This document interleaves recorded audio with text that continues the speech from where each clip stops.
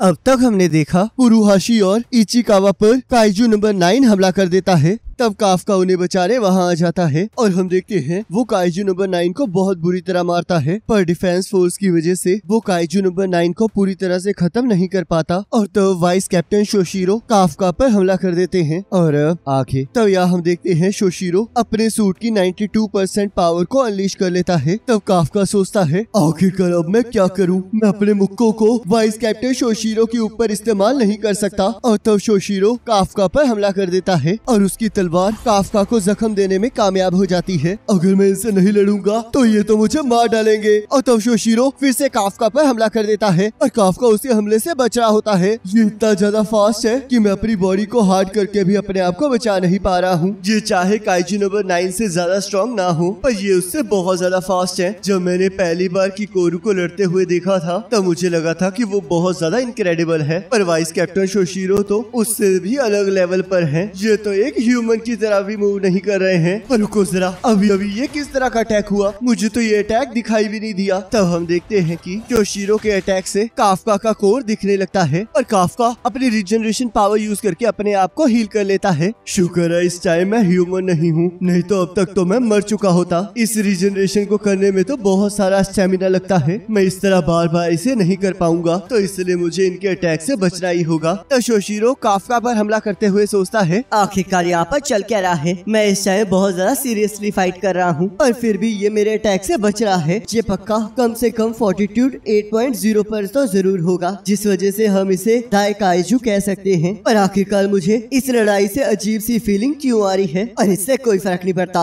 और तब हम देखते हैं शोशिरो अपने सूट की पावर को इकट्ठा करने लगता है और काफका पर हमला कर देता है, पर काफका उसके हमले से बच जाता है। ये तो वही इनविजिबल स्लैशेस है। और ये क्या, इन्होंने तो डबल अटैक करके मेरी एक टांग काट दी। पर रुको जरा, ये तो मेरे करीब आकर मुझ पर एक और अटैक करने वाले हैं। और तब हम देखते हैं शोशिरो काफका के कोर पर हमला कर देता है, पर काफका अपनी बॉडी को ट्रांसफॉर्म करके उसकी तलवार को पकड़ लेता है। ये तो बहुत करीबी मामला था, मैंने जितना सोचा था ये तो उससे भी ताकतवर है। पर शुक्र है मुझे ये आइडिया हो गया था कि ये मेरे कोर पर ही अटैक करेंगे, क्योंकि उन्होंने उसे एक बार देख लिया था। और तब काफका अपनी पावर को इकट्ठा करके शोशिरो के ब्लेड पर एक जोरदार मुक्का मारता है, जिससे शोशिरो दूर जाकर गिरता है और काफका वहाँ से गायब हो जाता है। तब शोशिरो काफका के वहाँ से भाग जाने के बारे में सबको इन्फॉर्म कर देता है। तब यहाँ किकोरू सोच रही होती है कि काफका ही काइजू नंबर 8 है और उस दिन के हमले के बाद मुझे पता चला है कि वो कितना ताकतवर है, तो क्या उस पर विश्वास करना सही रहेगा। तब काफका वापस आ जाता है, जिसे देखकर किकोरू खुश हो जाती है। तब काफका कहता है माफ करना, लगता है मैंने तुम्हें काफी परेशान कर दिया, तुम मेरे बारे में चिंता कर रही होगी ना। आखिरकार मैं तुम्हारे बारे में क्यों चिंता करने लगी, मेरे पास तो और भी बहुत सारे काम है। तभी काफका नीचे गिरने लगता है,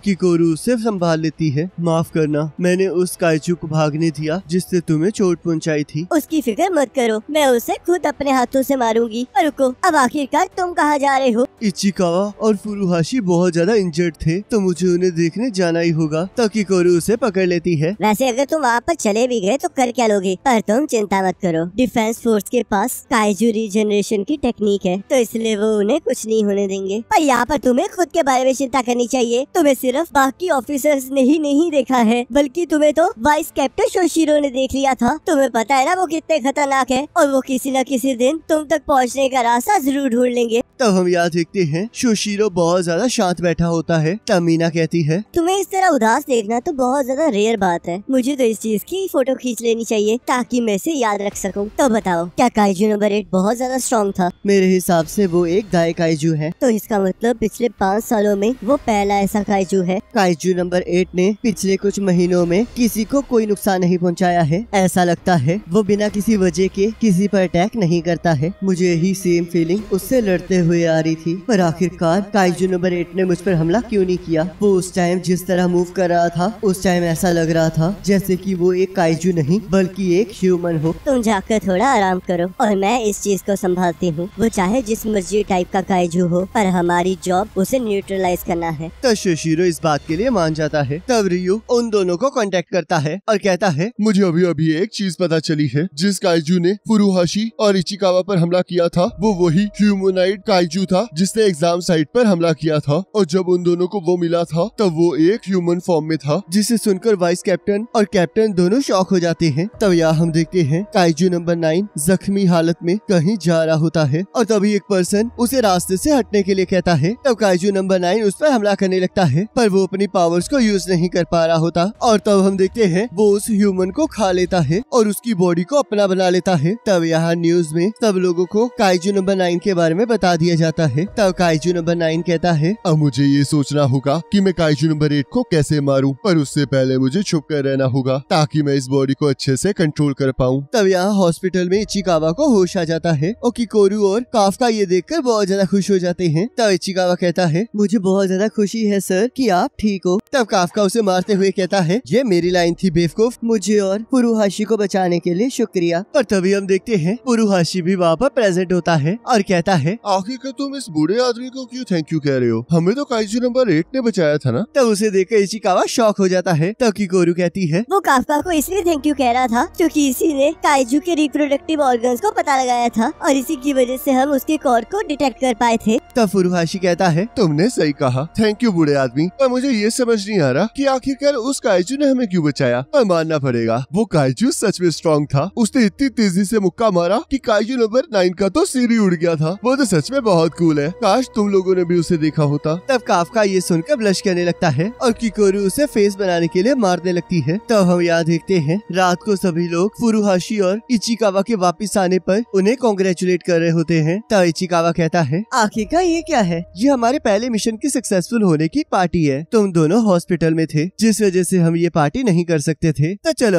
अब इस पार्टी को स्टार्ट किया जाए। और तब हम देखते हैं वहाँ के शेफ बहुत अच्छा खाना बना ले आते हैं जिसे देखकर काफका, इचिकावा और फुरुहाशी शॉक हो जाते हैं। तब वहाँ का ऑनर कहता है, ये पार्टी इजुमो सर ने दी है तो हम इसमें कोई कमी पेशी नहीं रख सकते। तब इजुमो कहता है, मैंने आपको कहा था कि आप थोड़ा सस्ता खाना लाइएगा। आप चिंता मत कीजिए, आप नॉर्मल प्राइसेस दे देना। तो शिशोरू कहता है, सच में ये तो बहुत अच्छी बात है। तब काफका कहता है, आखिरकार ये इजुमो है कौन? तब किकोरू कहती है, जब तुमने इसे पार्टी के लिए कहा था तब तुम्हें पता नहीं था कि ये कौन है? ये इजुमो टेक्नोलॉजीज का वारिस है जो इस कंट्री की सबसे बड़ी एंटी काइजू वेपन फैक्ट्री है। इसकी फैमिली तो मेरी फैमिली से भी ज्यादा रिच है। तब इजुमो कहता है, तुमने इसी वजह से मुझे जगह ढूंढने के लिए कहा था ना? तुमने सही कहा, इसी ने कहा था कि ये एक अच्छी जगह ढूंढना चाहता है जहाँ पर सबको अच्छा खाना मिले और इजुमो इसके लिए सही चॉइस है। तब काफका भी इसके लिए हामी भरता है। तब शोशिरो कहता है, सबने अपने पहले मिशन में बहुत अच्छा काम किया है और ऐसे दिन बार बार नहीं मिलते हैं जब सभी लोग इस तरह इकट्ठे बैठे हों। तो चलो फिर अब सभी लोग मजे करते हैं। और तब हम देखते हैं सभी लोग खाना एंजॉय करने लगते हैं। तब इचिकावा कहता है, मैंने किसी को भी इतनी ज्यादा खुश होते हुए कभी नहीं देखा। सबको इस तरह इकट्ठे लाने के लिए शुक्रिया। तब शोशिरो कहता है, इतनी भी जल्दी मत बोलो इचिकावा, अभी तो शो स्टार्ट होने वाला है। तब किकोरू कहती है, आखिरकार तुम ये क्या कह रहे हो? तुम ही तो अपनी टीम को हेल्प करने की जगह शो ऑफ कर रहे थे और तुमने सबको पर्सनल बना लिया। तब फुरुहाशी कहता है, आखिरकार मुझे ये क्या भी कौन रहा है जो खुद शो ऑफ करती रहती है? अब मैं करूँ भी क्या, मैं हूँ ही इतनी अच्छी। तब आयोई कहता है, तो हमेशा सब चीजों को अपने तरीके से करते हो और बेसिक्स को छोड़ देते हो। तब इजुमो कहता है, और तुम हमेशा चीजें रूल के हिसाब से करते हो जिस वजह से हम साथ काम नहीं कर पाते हैं। तुम्हारी वजह से मुझे खुद को भी स्लो करना पड़ता है। तब काफका कहता है, इजुमो क्या तुम्हें पूरा यकीन है कि ये सूट्स डिफेक्टिव नहीं होते? मैं तो इन सूट्स की मदद से उनमें से किसी को नहीं हरा सकता। तब आयोई कहता है, इसके लिए तुम्हें उसके अंदर से ऑल पावर को निकालना होगा। तो इचिकावा देखता है बाकी सभी लोग भी ऐसे ही लड़ रहे होते हैं जिससे कि वो पागल हो रहा होता है। तो इचिकावा सोचता है, रुको जरा, ये लोग इस टाइम मिशन के बारे में बात कर रहे हैं। इनके पहले मिशन के बाद इन्हें समझ आ गया है कि ये लोग क्या नहीं कर सकते, जहाँ पर सिर्फ मैं ही नहीं हूँ जो कि ताकतवर बनना चाहता है। ये सभी लोग भी उसके लिए बहुत मेहनत कर रहे हैं। तो यहाँ काफका आर्म रेसलिंग के लिए आयोई को चैलेंज करता है और हम देखते हैं बाकी सभी लोग भी आपस में लड़ने लग जाते हैं। और यहाँ वाइस कैप्टन शोशिरो ये सब कुछ देखकर हंस रहे होते हैं। तब यहाँ होटल का ओनर कहता कहता है, यंग मास्टर, हम बहुत ज्यादा खुश हुए जब आपने हमें फोन किया। मुझे तो कभी नहीं लगा था कि मैं आपको कभी देख पाऊंगा। ऐसा मत कहिए डोजिमा सर, मैं तो बस ये चाहता था कि सभी लोगों को अच्छा खाना मिले। तो फिर आपके फादर कैसे हैं? मैंने तब से उनसे बात नहीं की है और मुझे माफ कर देना कि मैंने आपको परेशान किया, पर आज का खाना सच में बहुत ज्यादा कमाल का है। तब आयोई वहाँ आ जाता है पर बिना कुछ कहे ही बाथरूम में चला जाता है। तब इज़ोमो सोचता है क्या इसने सब कुछ सुन लिया, पर इसे देखकर लगता है कि ये इंटरफेयर नहीं करना चाहता। तब शोशिरो कहता है, सभी लोग जरा शांत हो जाओ, मैं एक अनाउंसमेंट करना चाहता हूँ। काफका हिबिनो, तुम्हारी वजह से हमने मिशन में बहुत सारी जानें बचाई हैं, तो इसलिए हमने तुम्हें फुल ऑफिसर बनाने का डिसीजन लिया है। तो इसलिए डिफेंस फोर्स की 3rd डिवीजन में तुम्हारा स्वागत है। जिसे सुनकर सभी लोग बहुत ज्यादा खुश हो जाते हैं और काफका को उठा लेते हैं। तब आयोई कहता है, ये तो बहुत अच्छी बात है। मैं चाहता हूँ कि अगर हो सके तो मैं इनमें से किसी को नहीं खोना चाहूँगा। तब इज़ोमो भी इस बात पर एग्री करता है। तब अगले दिन मीना काफका को बैच देती है और कहती है, काफका हिबिनो, आज से तुम एक कैडेट नहीं रहे हो बल्कि डिफेंस फोर्स के